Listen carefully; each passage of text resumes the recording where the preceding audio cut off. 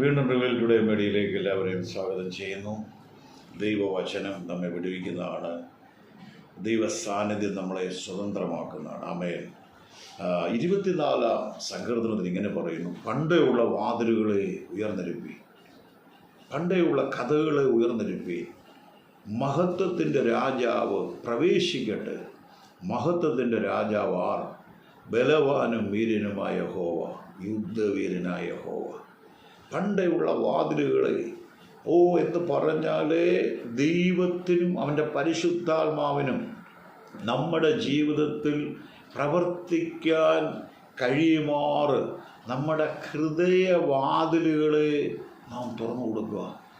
നമ്മുടെ ഹൃദയവാതിലുകളെ നാം കർത്താവിന് വേണ്ടി തുറന്നു കൊടുക്കുക. ഒരു അത്ഭുതത്തിന് വേണ്ടി നമ്മുടെ ഹൃദയവാതിലുകളെ നാം തുറന്നു കൊടുത്താൽ ദൈവപ്രവൃത്തിയോടെ വെളിപ്പെടും.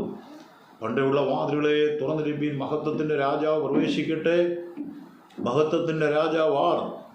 ബലവാനും വീരനുമായ യുദ്ധവീരനായ. നീ കർത്താവിന് വേണ്ടി നിന്നാൽ ആമേൻ, ആ പ്രശ്നം നമ്മുടേതല്ല, ദൈവത്തിൻ്റെ.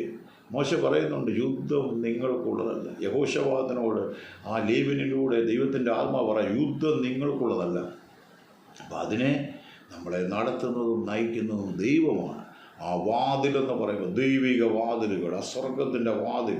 നമ്മുടെ ആത്മീയ കാര്യങ്ങൾക്ക് വേണ്ടി മാത്രം മുൻപേ രാജ്യവും നീതിയും നാം അന്വേഷിച്ചാൽ അനുഗ്രഹം നടക്കും. ഓരോ ദിവസവും കർത്താവെ, നീ എൻ്റെ ജീവിതത്തിൽ, അതാണ് മഹത്വത്തിൻ്റെ രാജാവ് പ്രവേശിക്കും, നീ എൻ്റെ ജീവിതത്തിൽ, നിൻ്റെ കരം എനിക്ക് വേണം, നിൻ്റെ സാന്നിധ്യം എനിക്ക് വേണം. മോശം പറഞ്ഞ പോലെ തിരുസാന്നിധ്യം ഇല്ലെങ്കിൽ ഞങ്ങളെ നയിക്കരുത്. അതുകൊണ്ട് ഏത് സാഹചര്യങ്ങളും കർത്താവിനെ സ്വാഗതം ചെയ്യുക, ദൈവസ്ഥാനത്തിന് വേണ്ടി വെയിറ്റ് ചെയ്യുക. ദൈവം നിങ്ങളെ അനുഗ്രഹിക്കട്ടെ. ഇത് അനുഗ്രഹമാണെങ്കിൽ ഷെയർ ചെയ്യാനും സബ്സ്ക്രൈബ് ചെയ്യാനും മറക്കല്ലേ. ദൈവം അനുഗ്രഹിക്കട്ടെ.